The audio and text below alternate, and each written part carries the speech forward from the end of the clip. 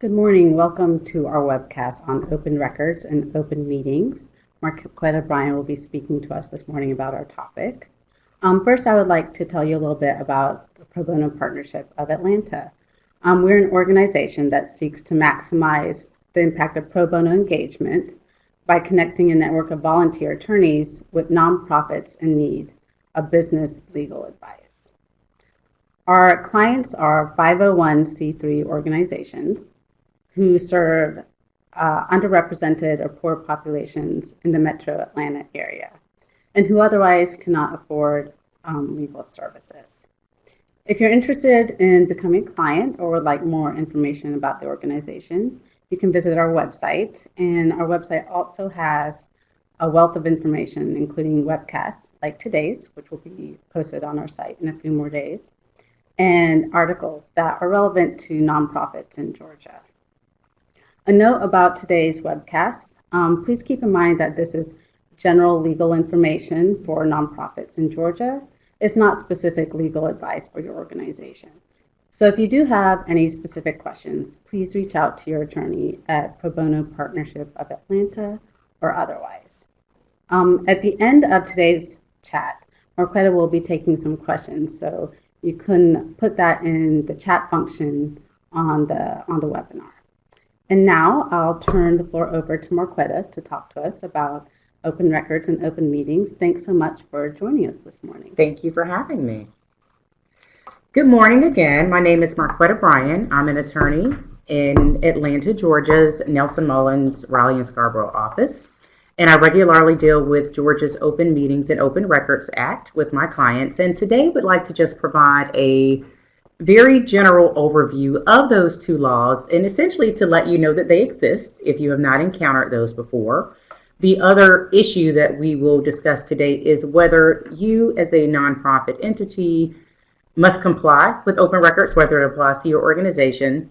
And two other facets that are important to discuss today are how helpful Georgia's open meetings and open records laws can be to your nonprofit in helping you to achieve your mission, and also how you may use those. And just by virtue of doing the work of the nonprofit, if you are performing work on behalf of some other governmental entity at any level of government, how you may be subject to either one of those laws.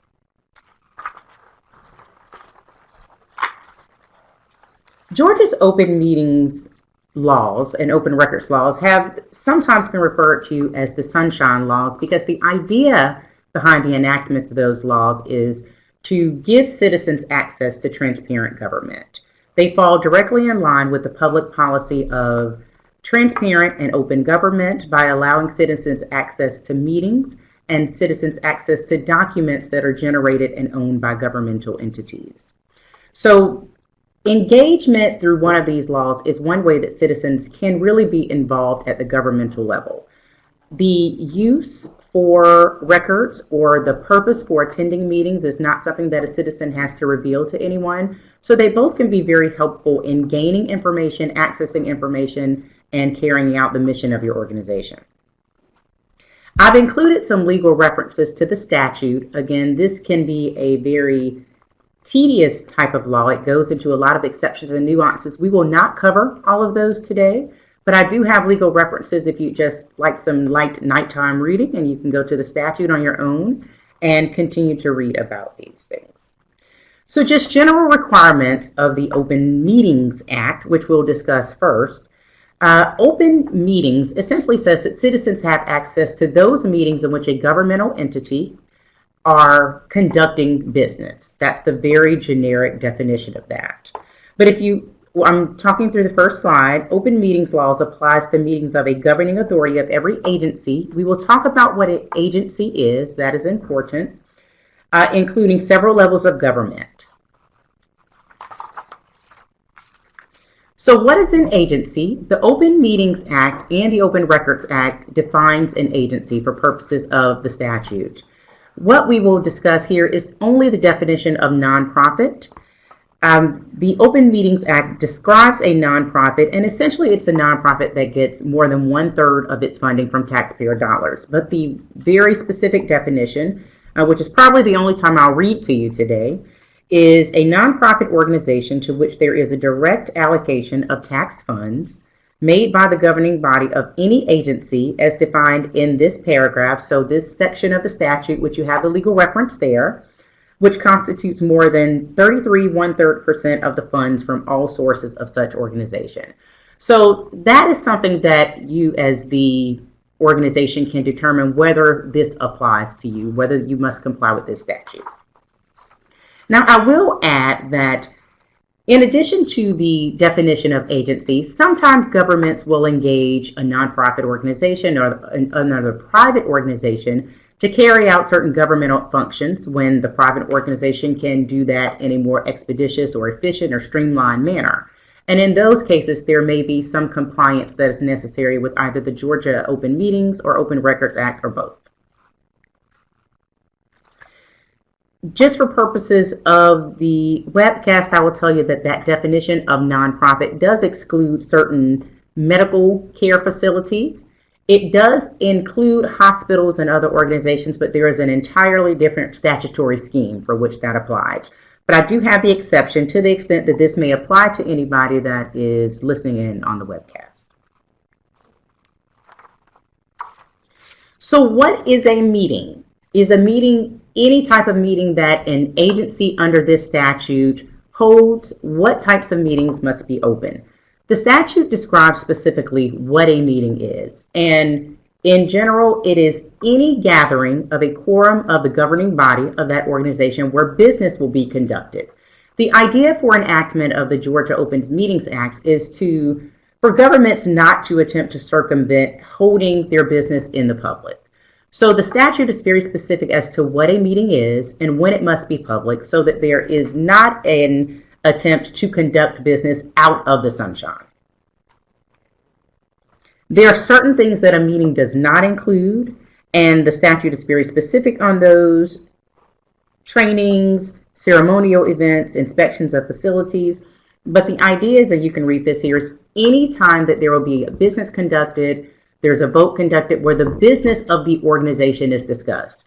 So for instance, if you have a quorum of the governing body of an organization and they are going to, say, a religious service, attending a graduation, and there will not be business discussed, that is not considered an open meeting. There are several examples, but that's not considered an open meeting. So what you want to remember and take away from this is, if business is going to be discussed, then there must be a public meeting.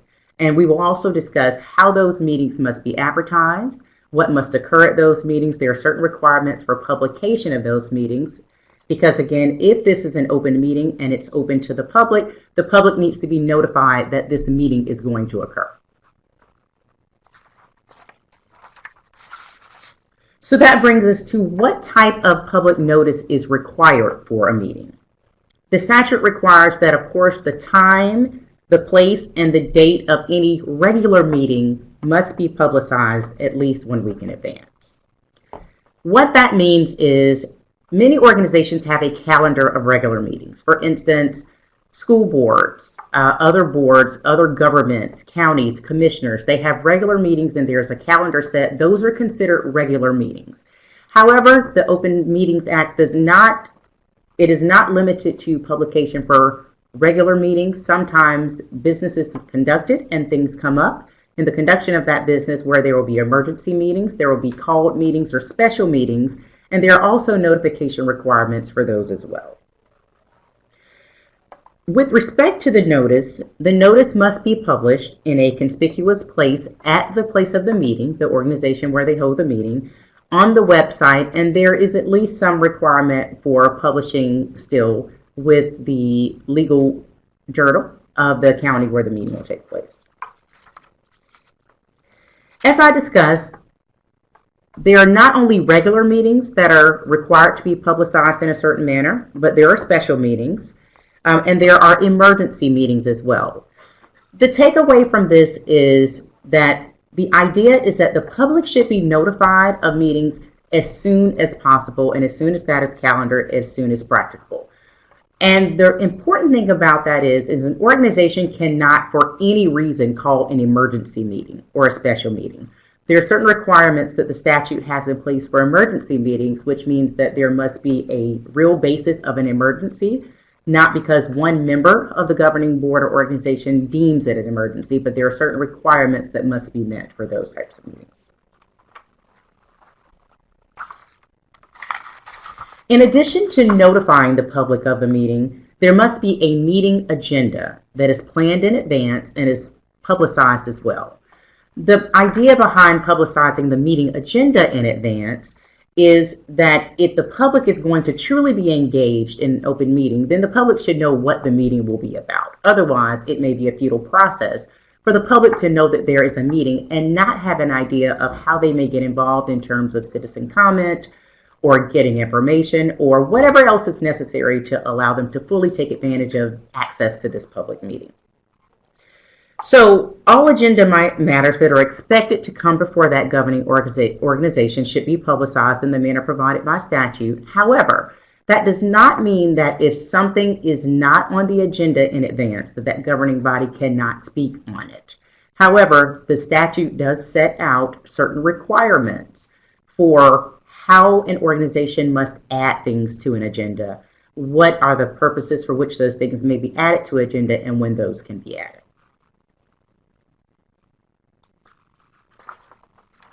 While agendas are not required to give every detail of what a governing body will discuss, they are required to give a certain amount of detail so that the public can know what the meeting is. So for instance, if an agenda is to discuss taxes or a tax allocation district or a budget or something like that, it can't just say finances. The agenda must give some type of specificity.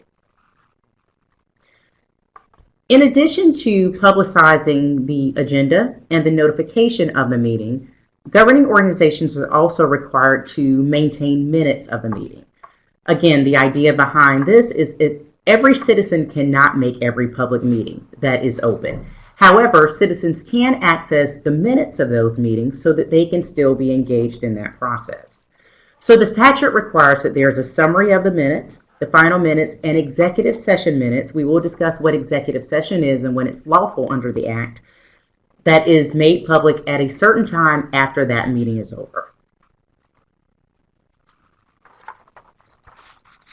Marquetta, we have a question here. Yes. If an organization is a 501c3 and receives no government funding at all, are they still subject to any aspect of the Open Meetings Act? That's a great question, and that is why we're here. As you may note, that the statute really only discusses nonprofit in one area, and that is in the definition section. And that is very explicit that there must be a certain amount of funding that comes from one of those governmental sources, governmental agencies that must comply with the Act. So again, you certainly want to check with counsel, because not looking at finances or budget sheets, but if it's truly an organization, and there are certain types of 501c3s, there's several types, and all of those do not receive funding from governmental sources. So if it's truly an organization that does not receive funding from any governmental source, then we can say that they are not likely required to comply with the Open Meetings Act. However, remember that that organization, even though it doesn't receive governmental funding, may be doing business under some other agreement, maybe an intergovernmental agreement or something else, with another organization that is required to comply with the Act. And in that sense, it is likely that the Open Records Act may apply, but not likely that the Open Meetings Act would apply.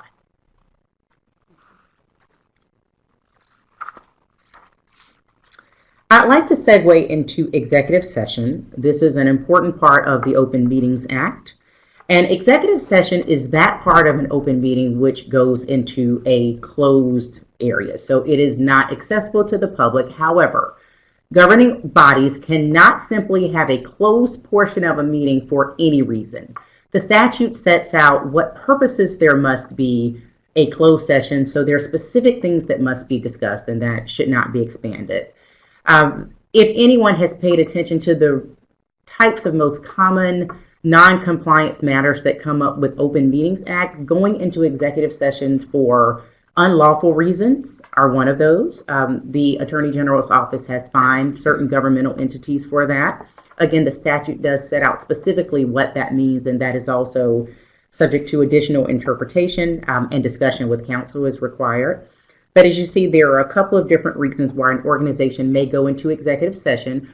What is required, however, is that there is an open meeting first, and then that announcement and that agenda shows that there is an executive session that will be gone into and for a specific reason.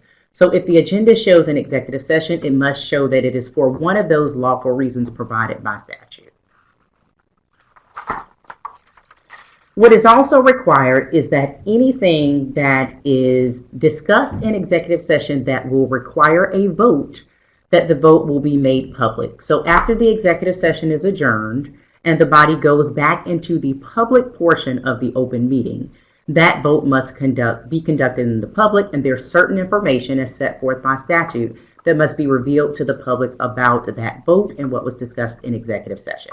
However, for the most part, things that are discussed in executive session are confidential. If there is a vote that is made in executive session or some other matter of business where a vote is required and it is not made public, once that body adjourns executive session, that vote can be deemed null and void. One of the questions that I have in here is, can meetings be held by telephone and teleconference? As we get busier with lives and technology increases, I wanted to include that because there are certain requirements in which the statute says that meetings can be held by telephone and teleconference, and there's only a certain limited time that can happen. So an agency without statewide jurisdiction may conduct those public meetings by teleconference only under emergency conditions.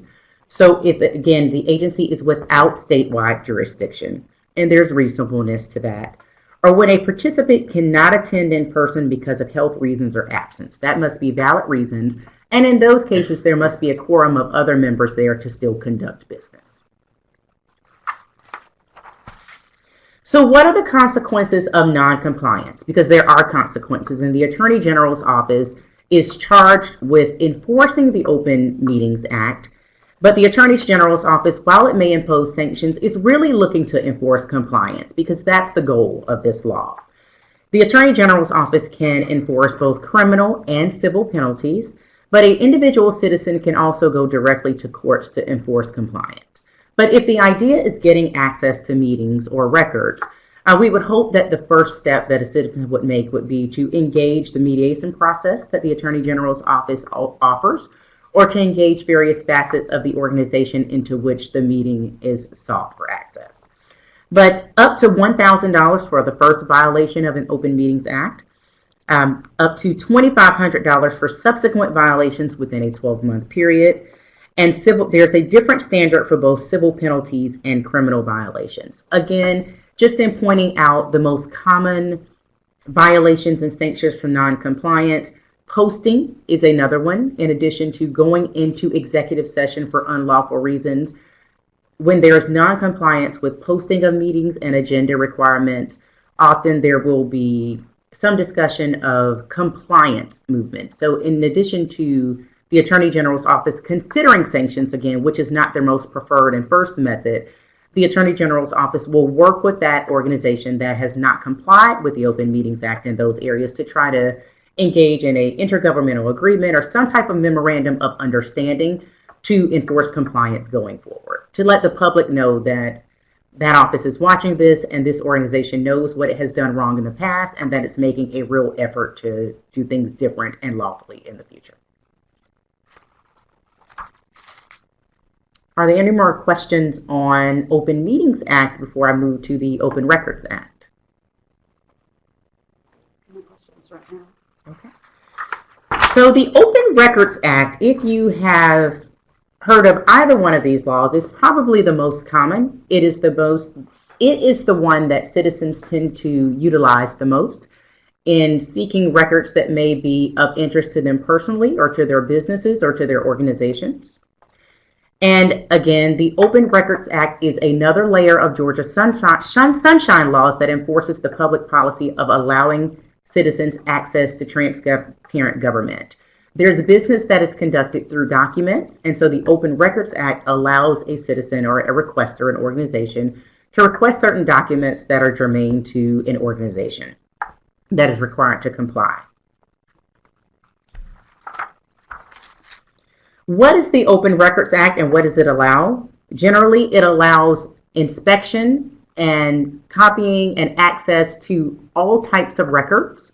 The statute sets out a list of what constitutes a record, so that can be documents, papers. I will point out emails. We've seen lots of things about public and private emails in the news, and so I'll discuss that as well. Emails, text messages, budgets, audits.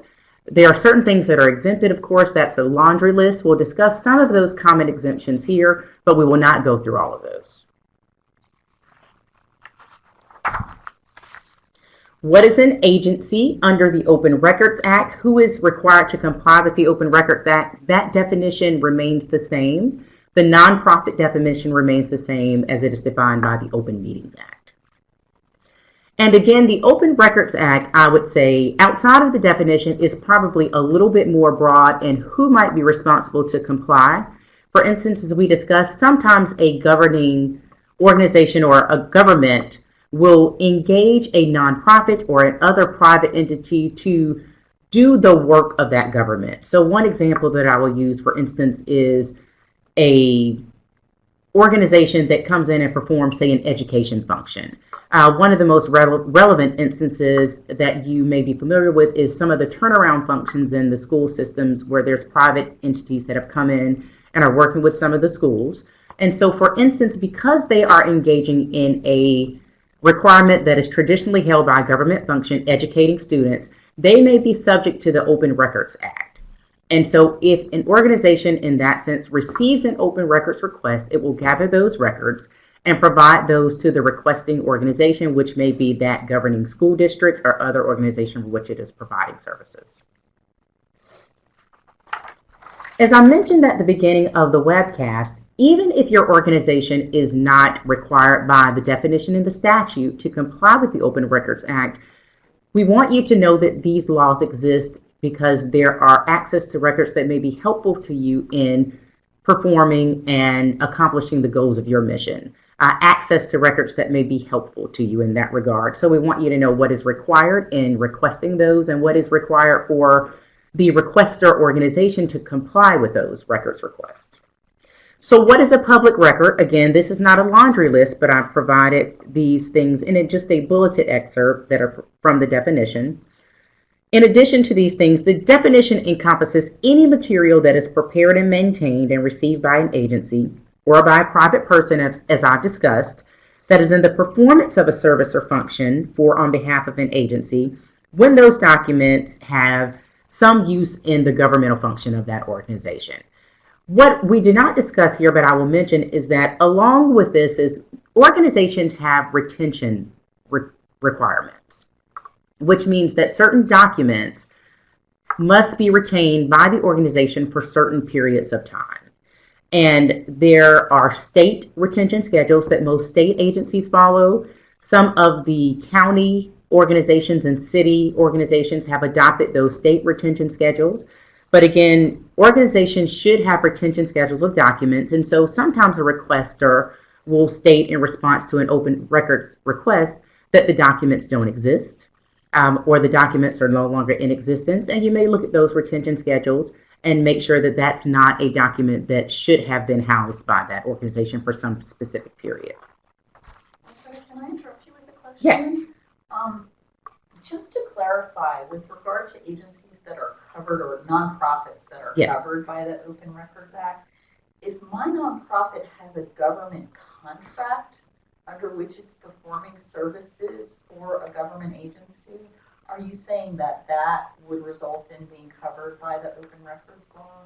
That's a great question, and it could result in the organization being covered by the Open Records law.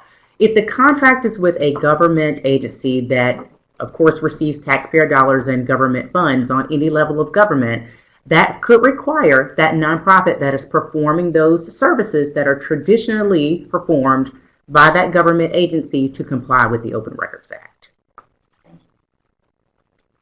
So what does the Open Records Act require? When a request is made, the agency must produce records that exist to the requester for inspection, or they can produce them in a form electronically by email, a flash drive, but they must produce those records. There are timelines associated with that.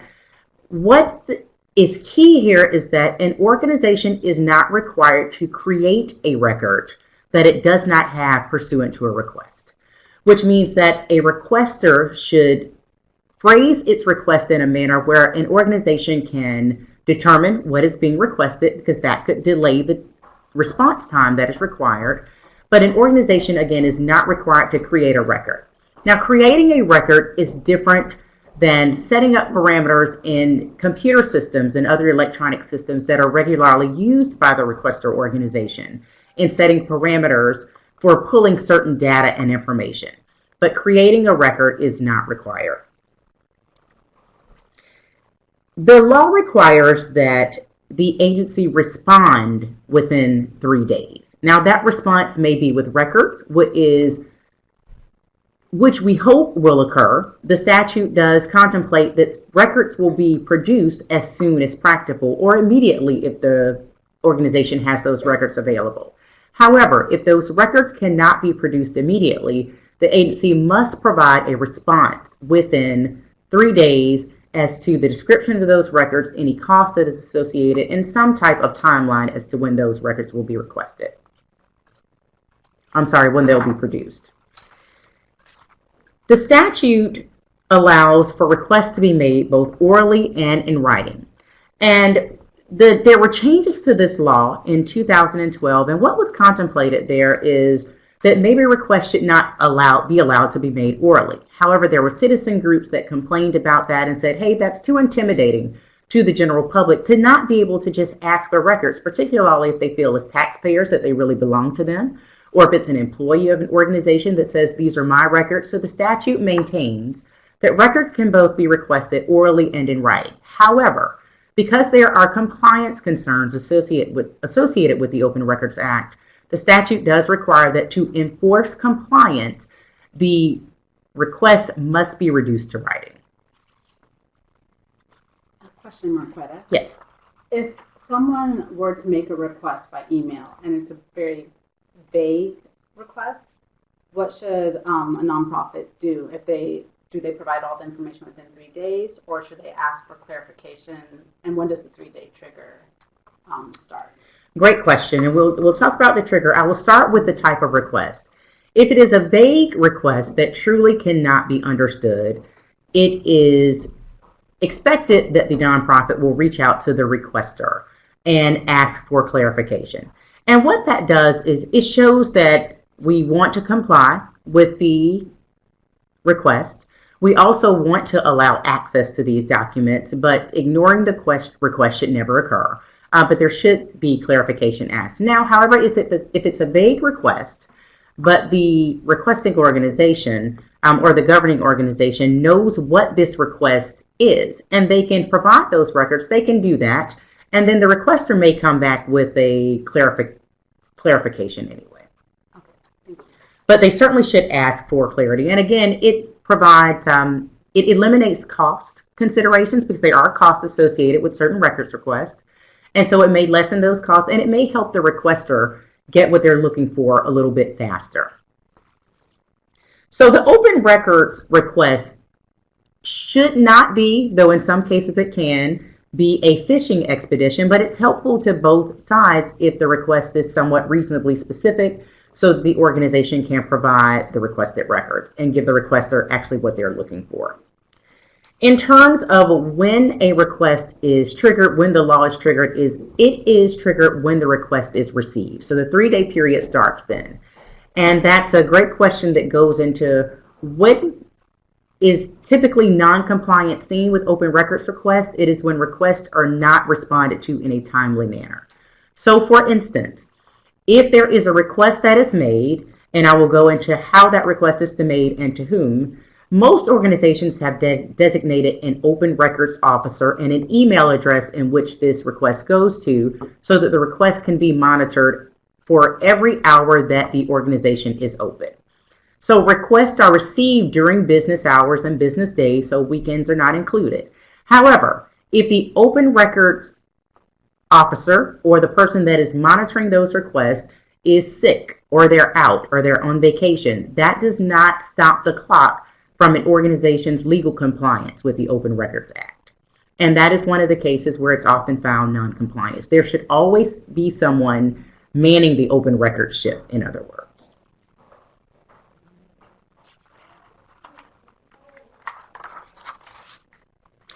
As I stated before, the law does require an agency to impose a reasonable charge for records. A copying fee may be imposed at 10 cents per page. This is a change from the law prior to 2012, which was 25 cents a page. So this is a significant savings if there is a request for a large amount of documents, particularly emails and things, and we'll discuss how those are subject to the Act. But the charge cannot exceed the prorated hourly salary of the lowest paid full-time employee who has the skill training to perform the request, which means an organization should not employ, say, their general counsel to pull these records and charge at that rate. They should use somebody, as the statute says, the lowest paid full-time employee who has the skill and training to perform the search that's required for this request. Again, there's no charge that may be imposed for the first quarter hour, and prepayment can be required if there are certain fees that are expected to be exceeded.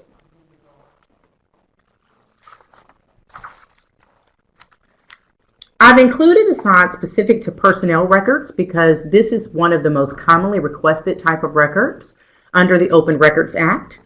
And people tend to get concerned about what's being given to the public. So while personnel records are subject to disclosure, there's a lot of information that can be exempted or redacted from those personnel records. This is not an exhaustive list, but I have included some of the information that should be redacted from records before they're released to the public in the personnel request circumstance, including credit card information, bank, social security number, all the things that the general, a reasonable person considers private. In addition to just information that will be exempted from records, there are certain records, complete records themselves, that are exempted from disclosure under the Act. Records protected by FERPA. I've got this acronym here, but FERPA protects student education records on the K-12 level and at the college level to a certain extent. So there's student information. The idea is anything that could allow the general public to identify a specific student, specific educational interest of a specific student are exempted from disclosure. Attorney-client communications is defined specifically in attorney work product. Medical records, which would encompass an invasion of privacy. Confidential evaluations applies in certain industries, particularly in the medical review industry, in schools, college level. There are certain evaluations that are confidential. And the hiring of a public officer or employee. Just to add to that, because it may be relevant to nonprofit organizations, if an organization is required to comply with open records, the idea is that if a high officer of an organization is to be hired, let's say the chief of police or an executive director or a superintendent, the idea behind this exemption is that the public should be able to weigh in, but only at a certain point. If there's someone that is applying for this job, they may not want that to get out. They may be employed somewhere else. So they may not want their current employer to know that they're the chief of police, say, in Dalton, and they're applying to be the chief of police in Atlanta. However, at a certain point, and this is one of those nuances, but just to give you an overview, at a certain point when this organization has made certain decisions regarding finalists or top candidates, those records will be subject to disclosure. Investigation material also may be another one that is relevant. Investigation material that is related to an open and pending investigation is not subject to disclosure. However, those records are subject to disclosure 10 days after that investigation is closed. The organization does not necessarily have to wait that 10 days. If the investigation is closed, then there's no harm in giving those records prior to that time, but the law does allow 10 days after that investigation is closed until that record becomes subject to public disclosure. The next slide also just gives a continued list of records that are exempted from disclosure. I added this list here, as well as the statutory references for those records that may be applicable in your work if you find that you are subject to the Open Records Act. Very relevant to the day is, are text messages and email messages subject to the Act? Yes, they are. Now, how do you enforce that? Email messages that go across organization computers and equipment, that's very easy in terms of producing those under a Open Records Act request. The question arises often, however, of what about emails and text messages that go through private servers, private emails and text messages on personal cell phones?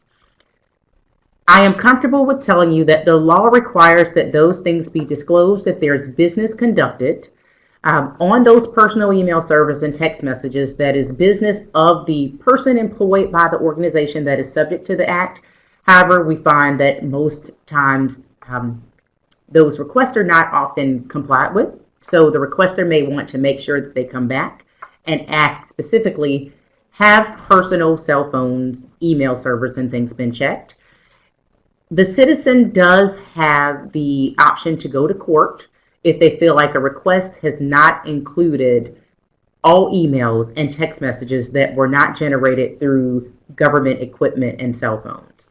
I have seen occasions where the news media and press, which regularly makes open records requests to organizations, will send email messages through personal emails and text messages through phones so they know that they exist, and then they have a complaint if those are not produced in response to a request.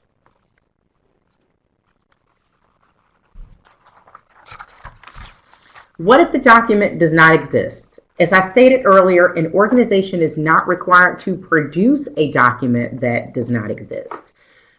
We're not required to prepare documents that does not exist. So for instance, a request may come in that requires a charting of information, certain parameters of data. If that information is not attainable through some type of regular search parameter in a computer system that the organization uses in its regular course of business, the organization is not required to create a document.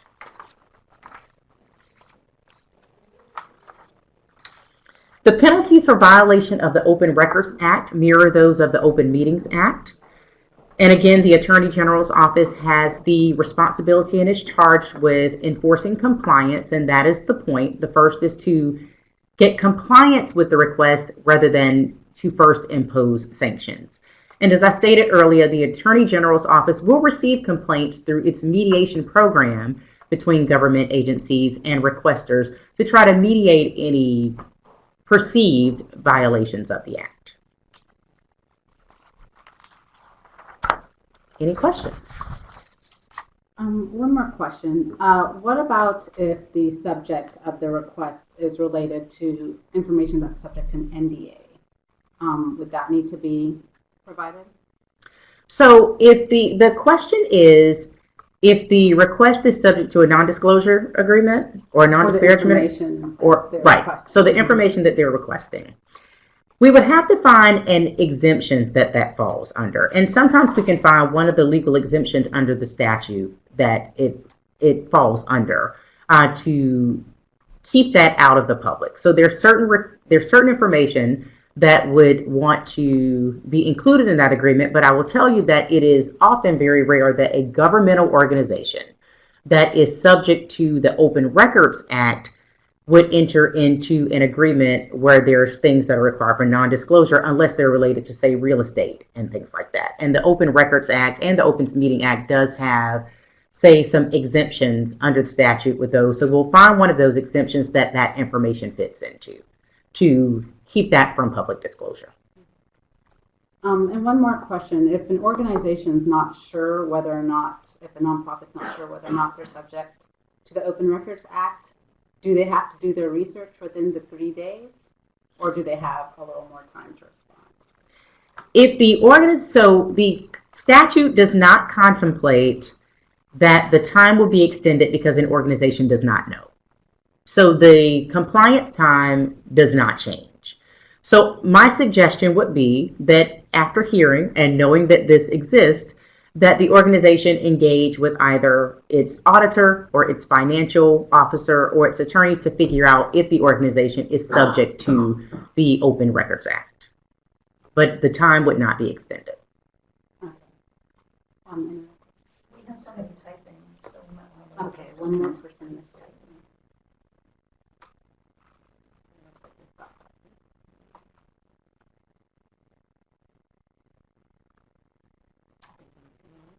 And I would just add on the last question that if the organization is doing work with another governmental entity and they receive a request, but the organization doesn't believe that the record should come from them, they can bounce that request to that governmental agency in which they're working with. But they will still need to comply within those deadlines to allow that organization to respond timely. Well, we'd like to thank you, Marquetta, for speaking with us today about this topic. Thank you so much. Thank you.